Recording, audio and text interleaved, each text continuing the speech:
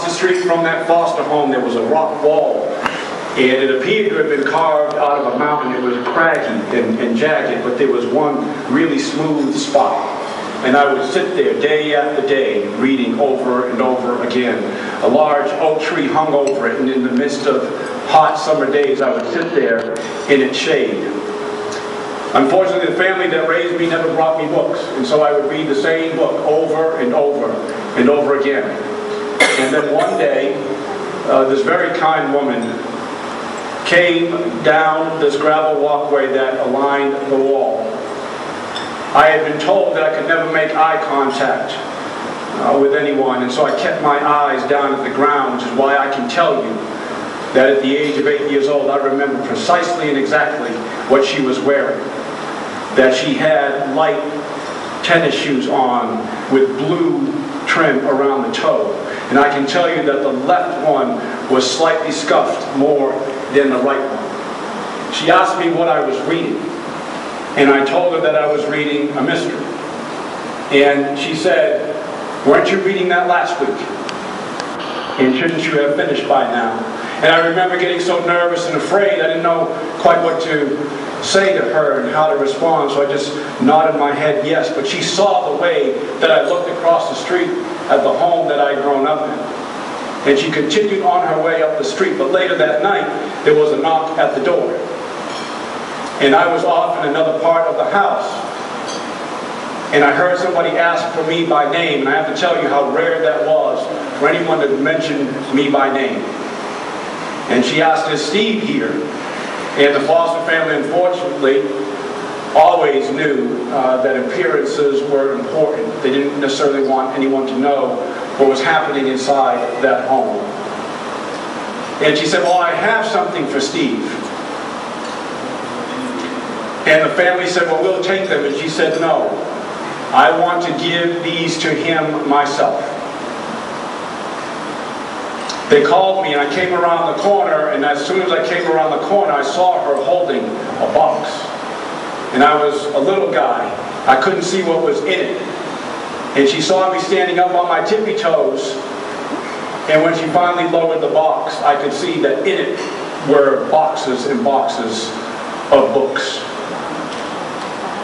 And it was something that she would continue to do periodically over the years, would bring me a box of books. The worlds that unfolded in those books were magical places, ones far beyond the ones in which I lived, and it became my life's mission to find and live in the secure places that those characters so often did. I don't know her name or where she and her family are today, and she doesn't know what's become of me. And she's not aware of how important her kindness was to me. But I can tell you that for nearly all of my life, she has walked beside me, and I will never forget her.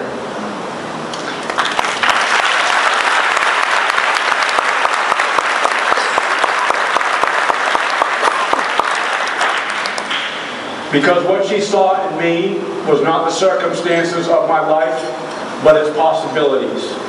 And that's really all a child in that situation or circumstance is looking for. To that child, there is a world of difference between hope and belief. And I understand the appeal of hope. I understand its universality. I know what it means. But I can tell you that on many a morning and many a night, I thought that hope had long since left me. But what she did for me was she gave me belief. Belief means that you will take action, whether it's simply raising a card on behalf of the children this wonderful organization supports. And it is a delicious irony to me that I suspect she still doesn't know how important that was to me. I would live in that home for yet another decade.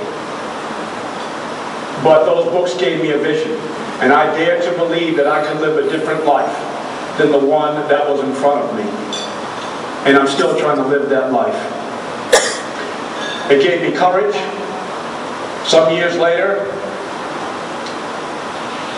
When the foster family told me that they were not going to fill out forms for me to apply to college, I remember saying to myself, you have taken my childhood, one that I can't get back, but you cannot have my future.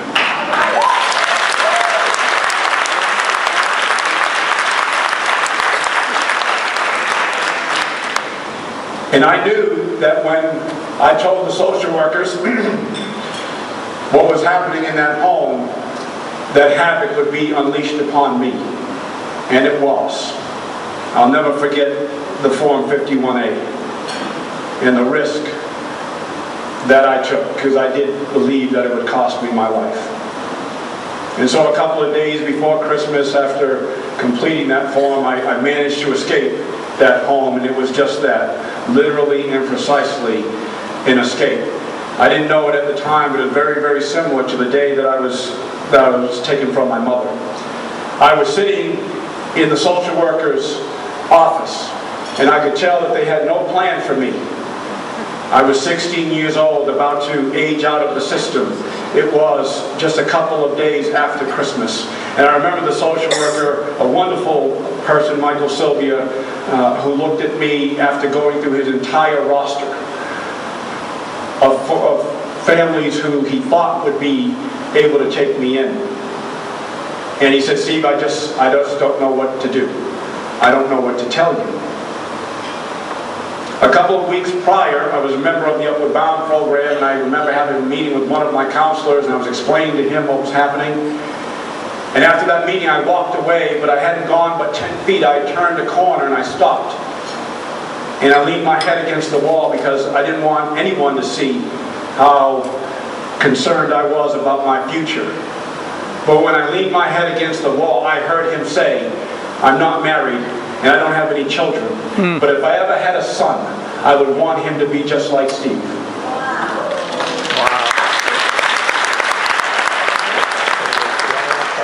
And today my children call him Grandpa.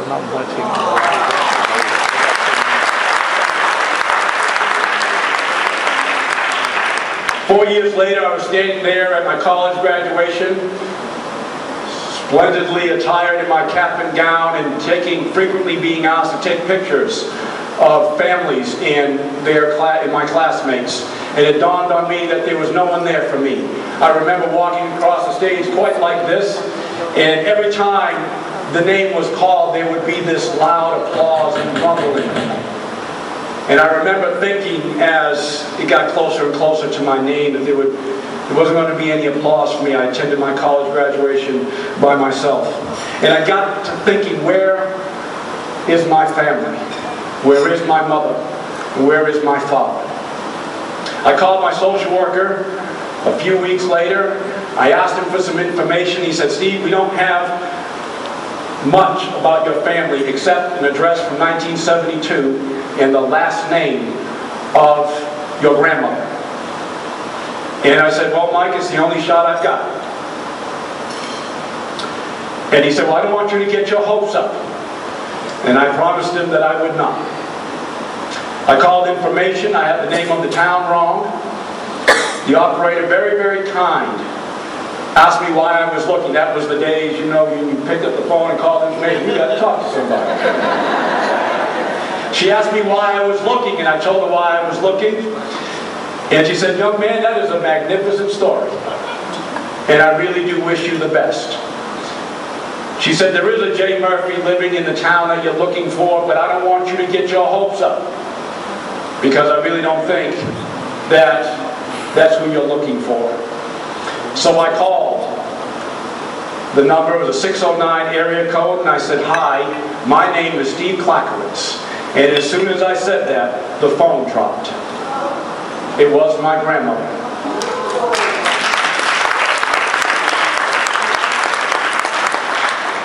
She had lost track of me. First question I asked her was, where is my mother? And she said, your mother died some years ago. And she went on to tell me that my mother suffered likely from some form of psychological depression, greatly, I think, enabled by the fact that she was an alcoholic. I was one of her 6 children, all with different fathers.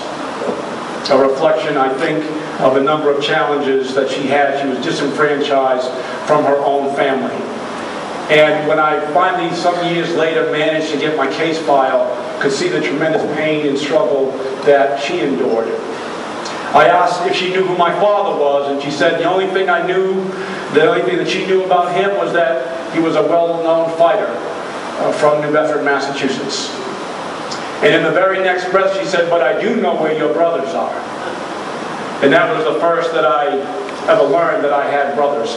And if they walked through that door, you could not tell that we are related in any way, shape, or form, because we look nothing alike. But you could light the world with how much I love them, and I suspect how much they love me.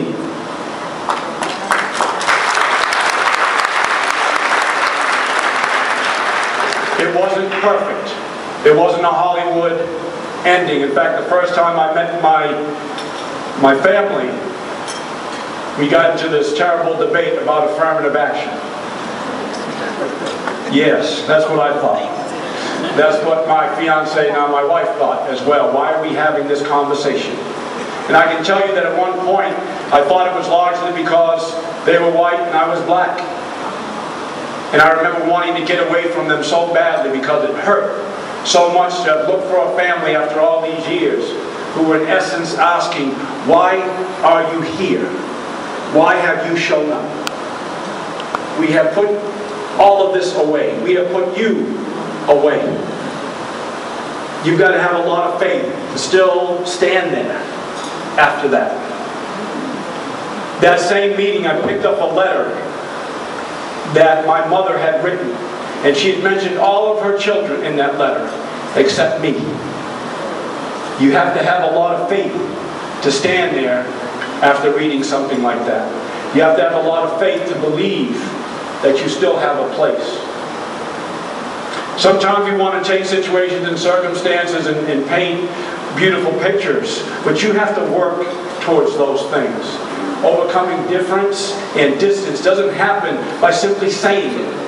It happens by investing and trying to understand. And what I learned of my mother's family was her loss and her decline hurt them so badly that they did want distance. They wanted separation. My father never told anyone that he had a son, and he was indeed one of the best fighters in the world. But like so many fighters, he didn't know who was friend and who was flatterer. He lost his mother as a very young boy, lost his father as a slightly younger man, fell into a life of drugs and crime, and was tragically murdered at the age of 26 years old. He was one of 13 children, and he never told anyone that he had a son. So when the New Bedford Standard Times runs a paper saying that I am the son of Kenny Pemberton, the entire family was shocked. And they too did not embrace me immediately. They asked, what are you doing here? And I had to stand there once again and say, as all children need to be able to say, I belong here. I have a place here.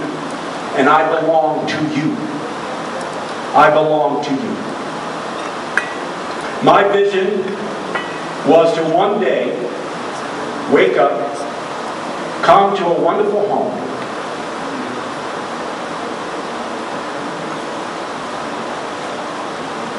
be greeted by a wonderful woman and children who would jump on me the minute I hit the door. I don't need to be a successful businessman. I don't need to be a successful politician. I just wanted to be a father and a husband.